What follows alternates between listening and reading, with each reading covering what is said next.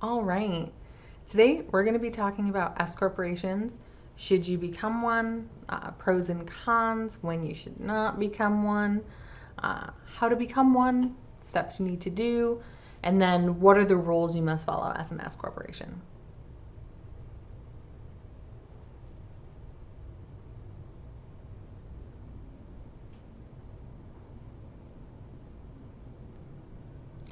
Hi, so I am Tony Cameron with TLDR Accounting, and we're going to be talking about S corporations, basically the big things that you need to know or at least understand before you start the conversation around should you become one or should you not become one. So step one, what is an S corporation? An S corporation is a pass-through entity that has a very specific tax treatment. So you become one by either directly becoming an S corporation, which is a possibility, though we don't see it very often, or as an LLC, making the election to be treated as an S corporation.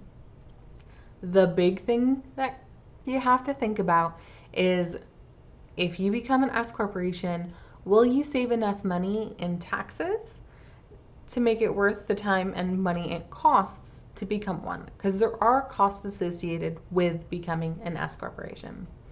All right, so we're gonna dive a little bit into some pros and cons. The biggest pro, the biggest reason why we get asked is saving on taxes. So you become an S corporation, there's the potential to save on taxes. This is where the tax savings do come in. A big part of it is you pay yourself reasonable compensation, and then you can take distributions which are not subject to payroll taxes. So depending on how much money you make, what your reasonable compensation is, and what you can take as a distribution depends on if you're going to save any money in your taxes. The thing to keep in mind here is an apple is not an orange, is not a banana. So that whole reasonable compensation, distributions, and saving on taxes amounts depend on your business and what you do and how your business is doing. So we are a tax and accounting firm. I own it. We're an S corporation. How much I save for being an S corporation versus my friend Cindy, who is also a tax accountant, is going to be different. We each do different things within our business. I have employees, maybe she doesn't.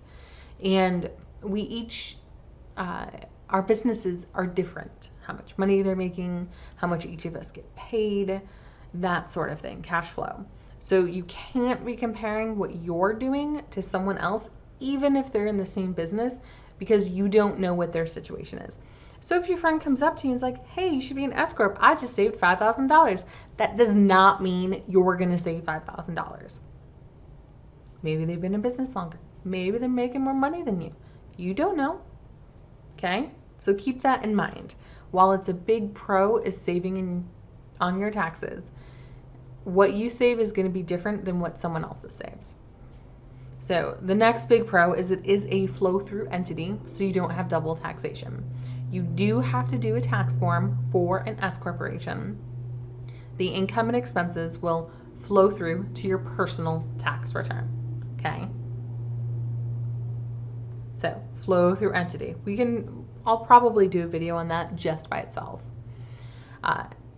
S corporation, if you become one directly or if you make the election, you still have that limited liability protection as an LLC. So if you start as an LLC, you make the S corporation election, you're still an LLC, you just have a different tax treatment on, okay? So definite pro there, right? That limited liability protection is very important. Now, downsides, reasonable compensation. I'm gonna say it a lot. You are an employee of the S corporation as its owner. So you need to be paying reasonable compensation that brings in payroll. A lot of people don't like dealing with payroll. If you don't want to deal with payroll, maybe this isn't the right thing to you, okay? Maybe it does not work for you. One of the things to think about. Formation, very similar to a single member LLC. You still have to keep track of your shareholder minutes.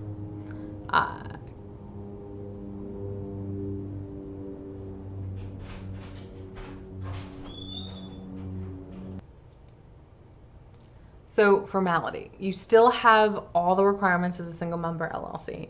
So shareholder minutes, corporate officers, all that is still in effect. It did not change. You still need to be doing it. If you're leaving money in the S corporation, you're still getting taxed on it. Okay, that definitely happens. If you're a C corp, things could be a little bit different, but no matter what, you are going to get taxed on your income for the year. And then the longer term thing you need to think about is how many shareholders are you going to have?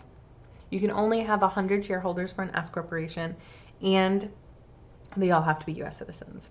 So if long term you're going to move outside the country and someone's going to become an owner, this is not the entity type for you. In addition, some S corporation deal breakers. The first one is money. If you don't have enough money to set up payroll for a separate tax return, to be making enough money to make it worthwhile tax-wise, it doesn't make sense to become an S corporation. So deal breaker there, you got to have enough cash flow to support it. Same with foreign shareholders. If you have a foreign owner, can't do it. Sorry. You do need to follow the S corporation rules. If you don't want to be following the rules, so if you don't want to be running payroll, not it. Okay. The other thing is you can't hop around. You can't be an S corporation for 1 year and then not. So once you make the election, there's 5 years before you can revoke it. Okay. So you can't become one and then unbecome one the next year. You can't do it on a year-by-year basis. Once you do it, you do it. Rental real estate. So if you are renting out properties, you don't want to do it. It's a no. If you have a ton of rental properties in your business, this is not the thing to do. Okay. All right. So how do you become an S corporation? If you're already a single member LLC, it is just a form that needs to be faxed off to the IRS after being signed. We fill them out for our clients all the time. Now, if you haven't started a business yet, I recommend becoming a single member LLC and then making the S election. You can do it all at once. That could work for you. But that is basically how you become an S corporation. And then lastly, rules. So I'm going to say it again, reasonable compensation. The biggest thing, you need to make sure that you're taken care of. So you got to set up payroll, you got to give yourself reasonable compensation, and then follow through. So say you set up payroll, it's January, you don't actually run payroll until October. Okay, there's going to be some problems with that. If you're going to do it, run monthly payroll, you'll be fine. You're good to go. So compensation is a thing. It's one of the biggest rules for being an S corporation. File your permits, your licenses, and your taxes. So you gotta file your tax return for your S corporation. Make sure your business licenses are done. Any permits you need to do, just make sure you're done. And then the biggest thing we see dropped is keeping board meeting minutes. So you should have a board meeting with yourself if you're the only owner, and you should document things that you talked about, things that are going on in your business, how did you come up with your reasonable compensation, that sort of thing.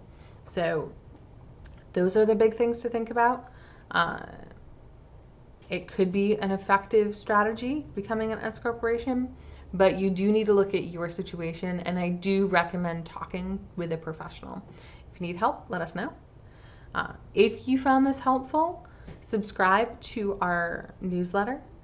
We send out updates on when we post new videos or blog posts, along with resources and additional content that is just for our newsletter.